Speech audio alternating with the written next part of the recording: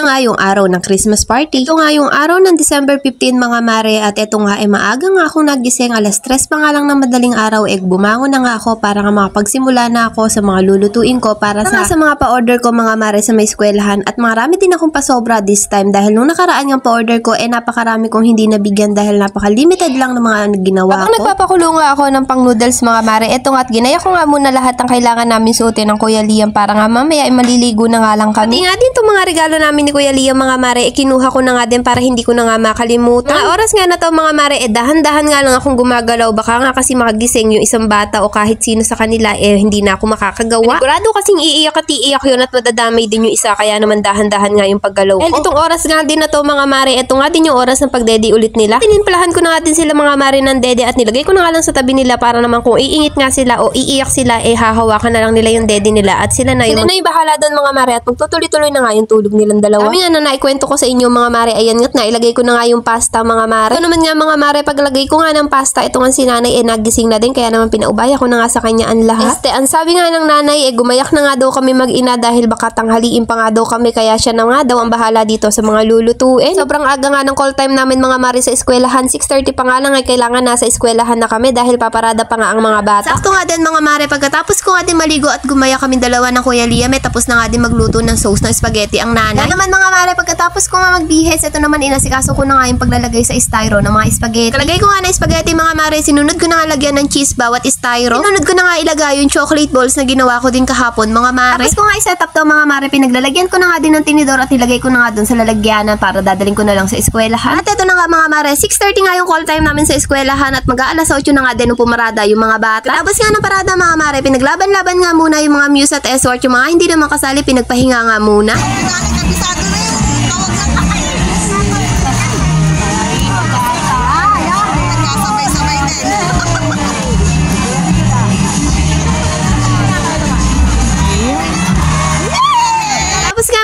Meron yung performance na hinanda yung mga bata. Nakatuwa nga lang din mga mare dahil first time nga lang din umattend ng Kuya Liam ng ganito dahil nung nakaraan taon hindi nga siya umattend ng ganito at wala naman din sa kanilang school na ganitong ganap nung nakaraan. Tapos nga ng performance sila mga mare, pinapasok na nga yung mga bata sa bawat room. Pasok nga mga mare ng mga bata, pinagpahinga nga lang silang konti, tapos ayan, nagsisimula na nga yung Christmas party nila. Tapos nga ng konting announcement ni teacher at nag-exchange gift na din yung mga bata. Tapos nga ng konting banding mga mare, nag-uwian na nga din yung mga bata, saktong 11 nga yung mga ibang mami nag-uwian na din. Uwi naman namin mga mare, itong ang dalawang bata naiwan ko kanina dahil ang Kuya Liam lang kasama ko sa eskwela. Tutulugin ko pa nga sana itong mga bata na to mga mare, kaso nga lang sabi nga ng tatay bil ko nga daw siya ng pang-exchange gift niya para sa Bay Barangay. Ito naman nga din mga mare, pagkakita ko nga sa lalagyan ng diaper at gatas, wala na nga din palang diaper at gatas tong dalawa na to, kaya naman kailangan ko na nga din bumili. Nakaubos ka tayo ng paninda kanina, kaya naman may pambili na nga tayo ng gatas at hindi na nga natin po problemahin. Kaya naman sa lahat nga ng bumili sa akin sobrang salamat po sa inyo. Anyway mga mare, nandito na nga kami sa Menu Star at ito na nga lang din yung napili ko na pang-exchange gift ni tatay dahil halagang 300.